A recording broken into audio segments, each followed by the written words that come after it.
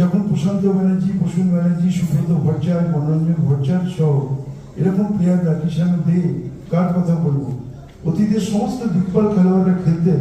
তার আগে চুনি গোস্বামী, শৈলেন মান্না, বলরাম চৌধুরী, তারা যখন খেলতেন, তারা যখন খেলতেন, তখন ভারতীয় ফুটবল একটা জায়গায় উচ্চতায় ছিল। এশিয়ান গেমস বলুন, অন্যান্য খেলায় বলুন, আমাদের পরিচয় ছিল 96।